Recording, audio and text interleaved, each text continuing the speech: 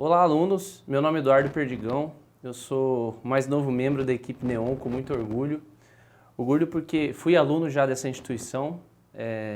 Tenho 10 anos de concurso, sendo 8 enquanto concurseiro e 2 enquanto professor de concursos. E tive a felicidade de ser aluno e hoje estar aqui na condição de professor. Fui convidado pela coordenadora do curso para poder apresentar uma aula inaugural, apresentar o meu trabalho e o que eu poderia passar para os alunos que eu acharia mais relevante.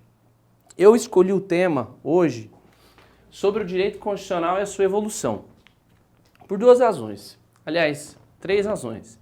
Primeiro, porque eu vou ministrar o curso de Direito Constitucional. Segundo, porque eu comparo o direito constitucional, o direito como a base de todas as outras disciplinas do direito. O direito constitucional e o processo civil.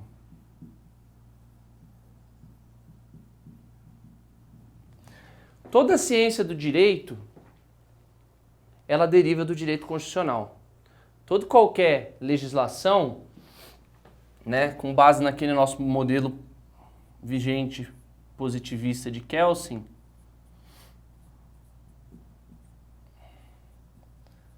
que a gente vai falar mais para frente, a pirâmide ela coloca a Constituição em primeiro lugar. Então sempre o direito constitucional ele vai ser a base científica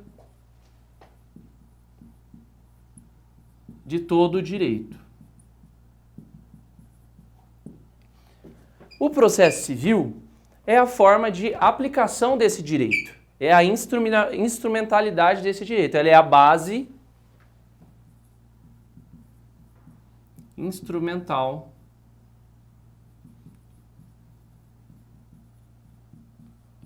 do direito. Então, por isso que eu coloco para vocês que o direito constitucional, na minha concepção, ele vem a ser a principal disciplina no direito quanto matéria científica, e o processo civil ele é a base instrumental de toda a aplicação do direito.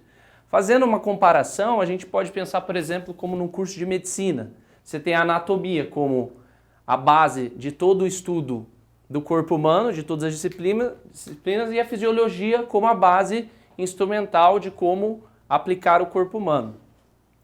Essa é a minha concepção da importância do direito constitucional. Mas por que eu resolvi dar essa aula sobre o direito constitucional e sua evolução?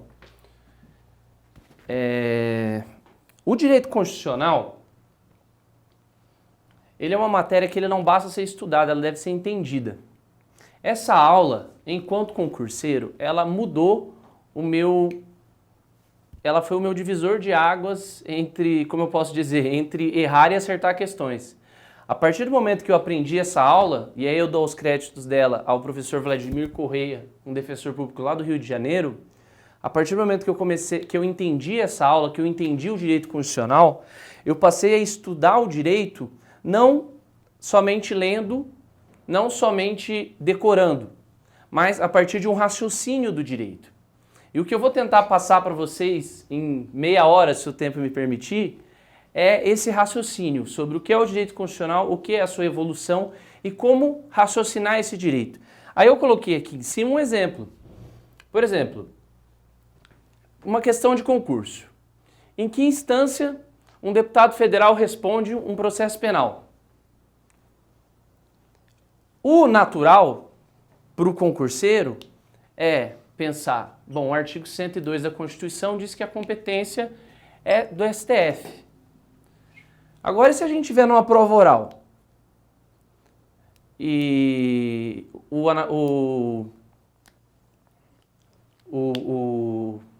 avaliador te perguntar por que é o STF, você vai responder para o seu avaliador porque está no 102 da Constituição Federal? Não. Se você responder isso, você erra a questão. Então, a ideia é exatamente essa. A ideia é você aprender, a partir dessa aula, você compreender por que a competência do deputado federal é no STF sem ter que decorar a Constituição. A partir do momento que você entender a evolução do direito constitucional, o que é o direito constitucional, você começa a entender todas as outras disciplinas e o direito deixa de ser uma matéria em que você só decora e estabelece parâmetros e mnemônicos e você passa a compreender a hermenêutica do direito, a entender o direito e as questões de concurso vão ficar muito mais fáceis e você vai ficar muito mais próximo à sua aprovação.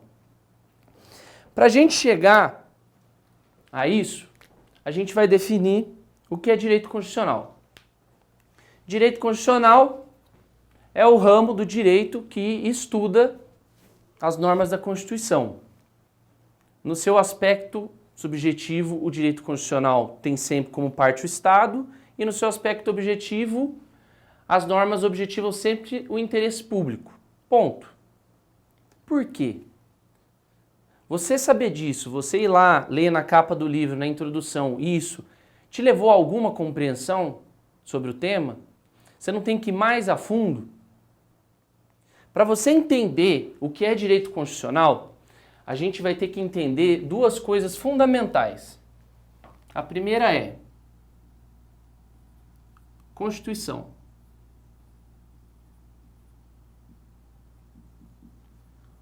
O que é uma Constituição? Aí o aluno vai me responder, é um conjunto de normas, um conjunto de regras, são valores que regem a sociedade? É o que define a competência do deputado federal? Não. Constituição não é isso. Constituição é um texto normativo em que ele tem que ter 3 fatores.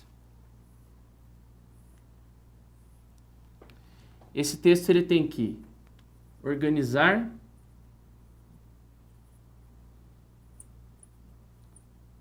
o Estado.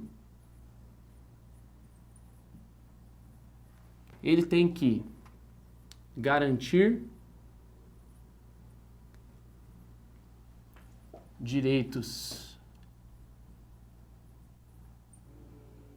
individuais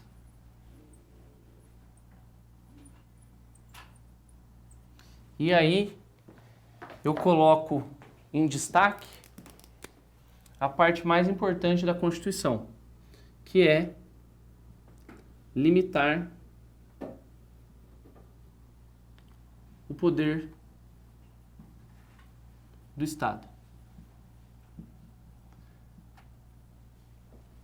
A Constituição, se ela não tiver esses 3 itens nela, ela não é uma Constituição. Ela precisa organizar o Estado, ela precisa garantir direitos individuais e ela precisa limitar o poder do Estado. Agora, a pergunta é, por quê?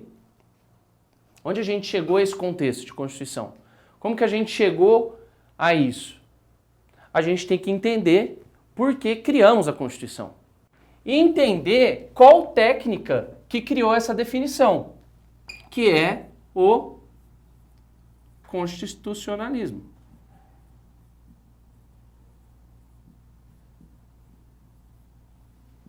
De acordo com Canutilho, numa definição simples,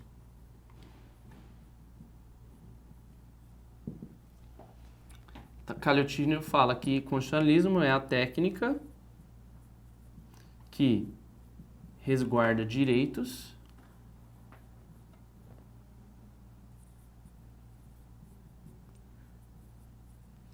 e limita o poder do Estado. Então, o direito constitucional, ele é o conjunto de normas e regras. É o direito que é a ciência que estuda as normas da Constituição. A Constituição é o conjunto de normas e regras que organiza o Estado, garante direitos e limita o poder. E o constitucionalismo é a técnica que resguarda direitos e limita o poder. Partindo desse pressuposto, a gente tem que começar a entender como nós somos parar até aqui. Em que momento que a gente chegou para hoje a gente viver um Estado democrático de direito em que a gente compreende a Constituição como garantidora de direitos e limita o poder do Estado. Para tanto, a gente vai estudar as fases do constitucionalismo.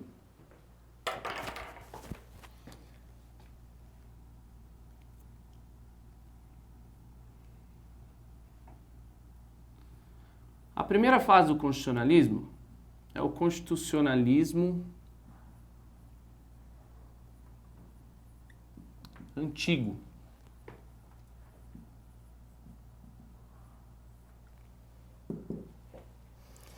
Seu precursor é Karl Loewenstein. E Karl Loewenstein, ele tinha uma teoria. Ele diz que o constitucionalismo antigo, ele começou na Bíblia, lá nos Hebreus. Ele falava assim, como a Bíblia limita o poder do rei, a Bíblia é uma espécie de constituição, é um constitucionalismo. E ele cita também a Roma Antiga, onde os gentios limitavam o poder do Senado, cita também a Grécia Antiga, onde havia uma democracia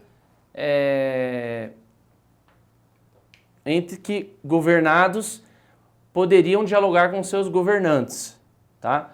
Só que essa teoria de constitucionalismo antigo, para a maioria da doutrina, ela não é compreendida como o início do constitucionalismo, tá? Ela é só para fins teóricos mesmo. Então a gente vai colocar aqui no nosso quadrinho, constitucionalismo antigo, né? Qual era a forma de atuação do Estado no constitucionalismo antigo? Como eu acabei de falar para vocês, intervenção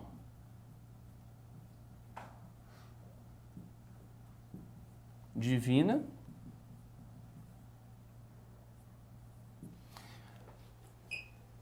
na comparação com a Era dos Direitos de Humberto Borbio, não entra. E qual era o modelo de Estado? Era o modelo eclesiástico.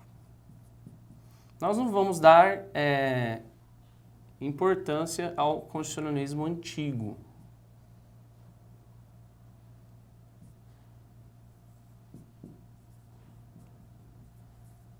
Tá? Nessa fase, e ainda continuando no constitucionalismo antigo, nós tivemos dois fatores preponderantes naquela era medieval. Uma era uma Europa esfacelada, entregue aos senhores feudais, ou seja, não havia limitação do poder do Estado. E a outra era as guerras entre os países por disputa de poder. Naquele momento, nessa transição do constitucionalismo antigo para o constitucionalismo moderno, criou-se o que para alguns foi, vou colocar, para poucos, foi a primeira Constituição. O que aconteceu? Já vou colocar o nome da Constituição. Pacto de João Sem Terra de 1215. O que acontecia? A Inglaterra estava em guerra contra a França. A Inglaterra estava perdendo a guerra. E cada vez mais a Inglaterra começou a tributar a sua população, a nobreza, o clero, a burguesia, e a sociedade começou a se voltar contra o seu rei. E aí, o rei João Sem Terra criou uma Carta Magna, fazendo um acordo entre eles para negociar essa tributação e retornar o apoio dessa alta sociedade à Inglaterra. Por que para poucos ela é considerada a primeira Constituição, mas para a maioria não é? Então, numa prova, você não vai assinalar como a primeira Constituição. Porque o Pacto João Sem Terra, ele não abrangia toda a Inglaterra. Ele abrangia uma parte. Ele era uma negociação entre nobreza, burguesia e rei. Ele não limitava o poder do Estado contra o povo. Então,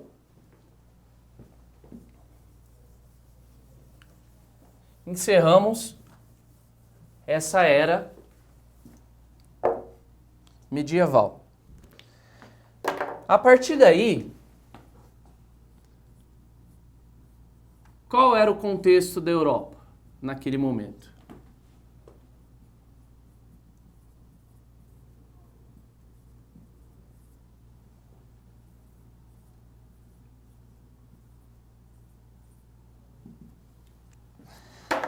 Naquele momento você tinha uma França totalmente dominada pela monarquia, você tinha uma Inglaterra totalmente dominada pela monarquia e você tinha os Estados Unidos, colônia da Inglaterra. E esses países, o povo desses países começaram a se manifestar, começaram a se colocar contra esse modelo vigente de quê? De absolutismo. Né? Os precursores do constitucionalismo moderno foram dos ideais de Edward Locke,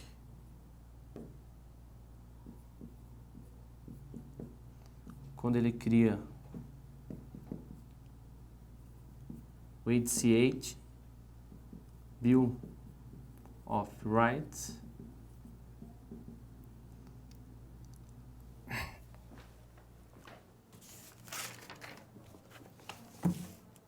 e a Petition of Rights.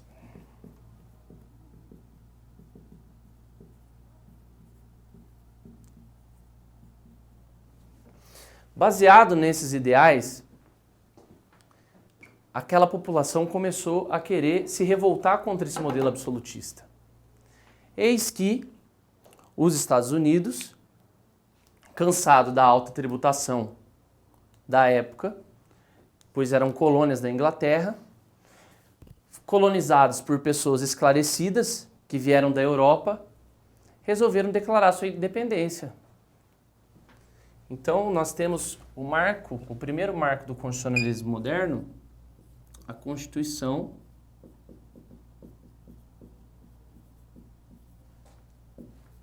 Americana. Deixa eu olhar a data dela aqui. 1787. Primeira Constituição formal e escrita.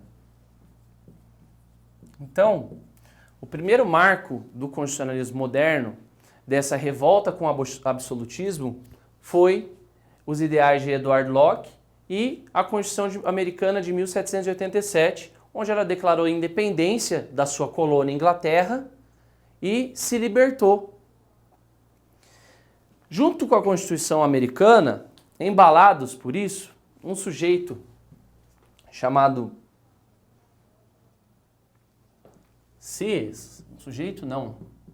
um doutrinador, ele levanta um movimento na França em que ele fala assim: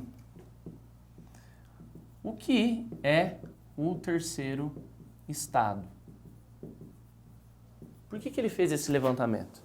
Porque lá na França, o que acontecia? A França, a população era dividida assim, ó. O clero, a nobreza e o povo. A nobreza eram os militares, né? O que o clero tinha de direitos? Tudo. O que a nobreza tinha de direitos? Tudo. E o povo? O que o povo tinha de direitos? O povo não tinha nada. E o que o povo queria? O povo queria organizar o poder do Estado, o povo queria garantir os seus direitos individuais e o povo queria limitar o poder do Estado. Quando um povo resolve organizar um Estado, garantir direitos e limitar o poder desse Estado, esse povo forma o que a gente chama de poder constituinte. Olha que interessante. O que é o poder constituinte? O poder constituinte é o povo que quer criar a sua Constituição, organizando o Estado, garantindo direitos e defendendo a limitação do poder do Estado. Lembra no início da aula quando eu foquei exatamente na limitação do poder do Estado? Por quê? Porque a crise, naquela época, a crise ela era sobre o excesso de tributação. A crise era a falta de liberdade. A crise era porque você vivia um regime absolutista em total vulnerabilidade perante o rei. O que o povo queria naquela época? Aquele poder constituinte. Ele queria organizar o Estado, ele queria garantir direitos, mas ele queria limitar o poder do Estado. Eis então que o povo passou a exigir uma atuação negativa do Estado. O que o povo queria? O povo queria liberdade. O povo queria ter direito à propriedade. O povo queria ter direito ao voto. Então, no constitucionalismo moderno, passou-se o poder constituinte a criar sua Constituição. Eu esqueci de citar a Constituição da França, né, que é a Carta dos Direitos do Homem e do Cidadão. Só para fins de anotação, Carta dos Direitos do Homem e do Cidadão. Ela é de 1791, né? E, obviamente, né, todo mundo sabe que ela veio, né, a Revolução do Estado francês, chama-se a famosa Revolução Francesa, né? Anotem isso. Então, naquele momento de constitucionalismo moderno, o poder constituinte queria organizar, garantir direitos e limitar o poder do Estado. Como? Eles exigiam uma atuação negativa do Estado. Eles queriam o quê? O Estado vem, aqui, Estado. Eu tenho um escudo contra você. Eu tenho a Constituição. Eu fiz uma Constituição que ela me protege de você. Ela limita o seu poder contra mim. A sua atuação ela tem que ser negativa. Eu quero ter direito à liberdade, eu quero direito à propriedade, eu quero direito ao voto, eu quero direito à liberdade de expressão. Criamos, então, um modelo de Estado que se chamava Estado liberal clássico. O Estado liberal clássico nada mais era do que os direitos individuais do homem não limitados pelo Estado com a atuação negativa do Estado, ou seja, a não atuação. Então vamos atualizar aqui o nosso quadrinho. Nós falamos do constitucionalismo moderno, né? Qual que era a forma de atuação do Estado no constitucionalismo moderno? Era a atuação negativa. Os direitos que eles pleiteavam, liberdade, propriedade, voto, para quem leu nas lições de primeiro ano, que eu tenho certeza que todos os colegas de primeiro ano de direito foram obrigados a ler a Era dos Direitos, nas dimensões, os direitos de atuação negativa eram os direitos de quê? De primeira geração. São a primeira geração dos direitos individuais. E o modelo de Estado naquele momento era o Estado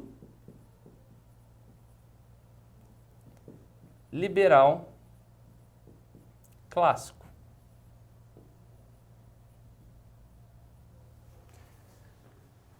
Parecia que havíamos resolvido o problema.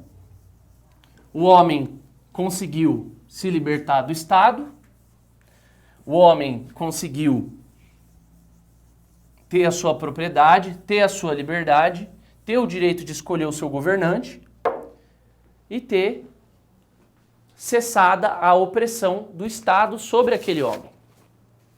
Só que, o que começou a acontecer? O homem deixou de ser oprimido pelo Estado e passou a ser oprimido pelo próprio homem. Eis que surge a nossa nova teoria. O constitucionalismo contemporâneo.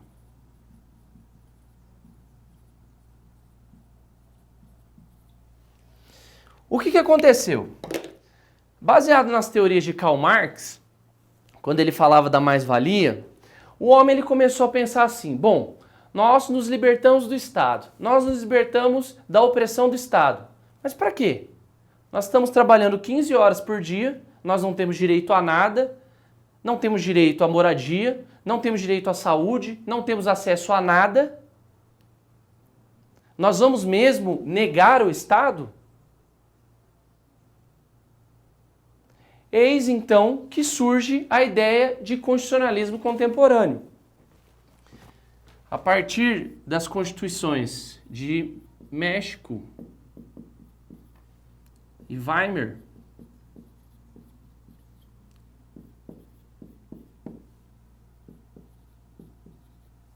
surge a ideia de quê? De que não deu certo a atuação negativa do Estado. Porque o Estado, o homem, ele queria liberdade e queria propriedade. Mas ele queria saúde, ele queria moradia, ele queria ter assistência social, ele queria educação. E quem poderia dar isso para ele? Aquele Estado que ele estava negando. Passou-se a exigir, ao contrário da atuação negativa do Estado, passou-se a exigir a atuação positiva do Estado. Naquele momento, o Estado passaria a ter que atuar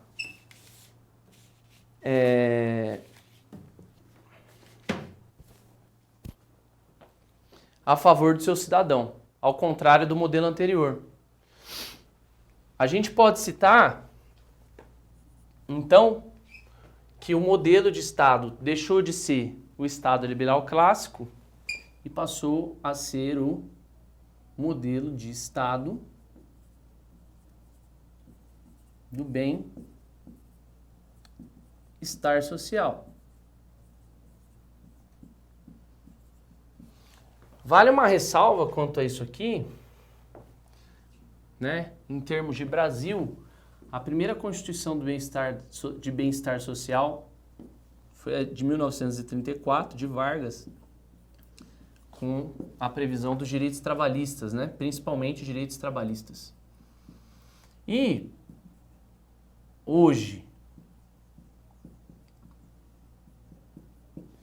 se a gente for analisar a nossa Constituição, pegar o artigo 6º, 7º, a gente vai ver que a nossa Constituição ainda é uma Constituição típica de bem-estar social. É uma Constituição que ela prevê direitos e vários direitos, né? Ela prevê sempre a intervenção do Estado e uma atuação positiva. Então nós vamos atualizar a nossa tabela aqui e colocar o constitucionalismo contemporâneo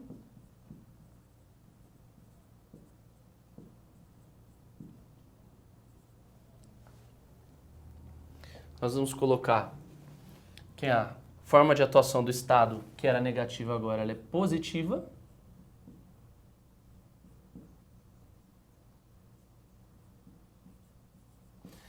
Esses direitos sociais, na era dos direitos de Humberto Bobbio, eram os chamados direitos de segunda geração. E o modelo de Estado no constitucionalismo contemporâneo era o Estado do bem-estar social.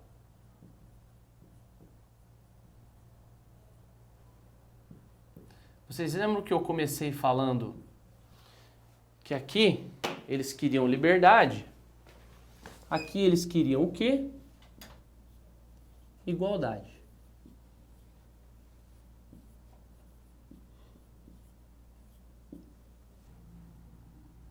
Só que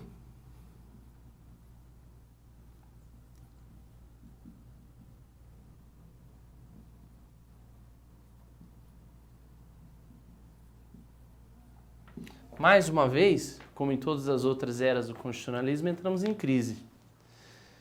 O que estava acontecendo? Primeiramente, um doutrinador austríaco, Kelsen, ele cria uma norma, a gente falou da pirâmide dele no início, né? Ele cria uma doutrina chamada Teoria Pura do Direito. O que essa teoria dizia, em síntese? O direito não tem valor axiológico. O que Kelsen dizia? Kelsen criou o positivismo e afastou o direito das outras ciências.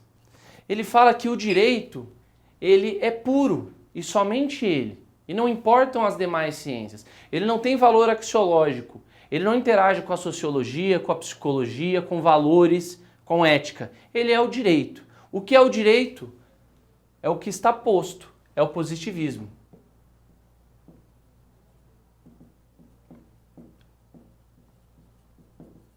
Essa foi a nossa primeira crise. O que essa crise gerou?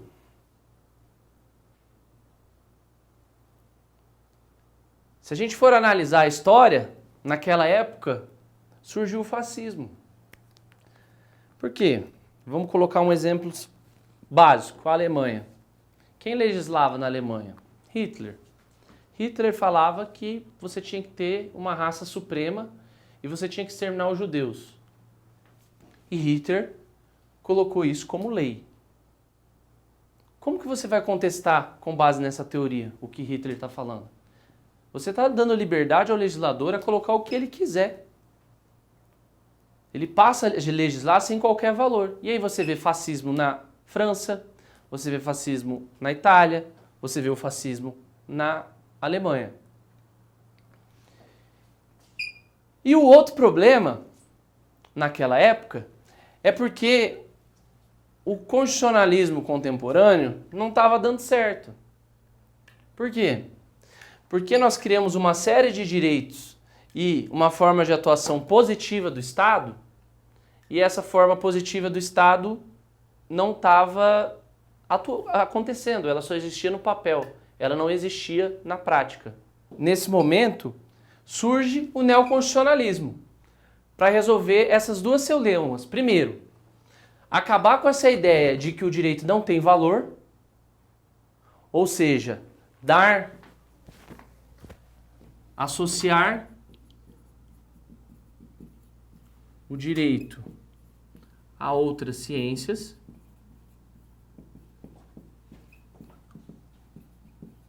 ou seja, valor e ética,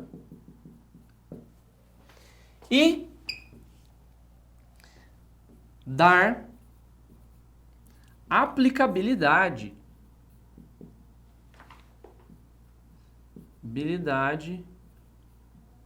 a esses direitos. Ou seja, efetivar sido positivados na segunda geração e criar esses direitos como direitos para todos. Defendê-los como direitos fraternos, defender direitos difusos, defender direitos a toda a sociedade.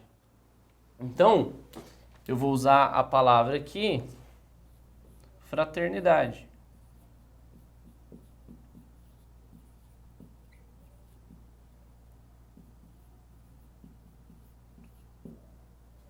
O que queria o neoconstitucionalismo a partir de então? Dar valor à Constituição e tornar ela aplicável, criando uma Constituição para todos. Então a gente vai preencher o nosso quadrinho aqui final, o de neoconstitucionalismo.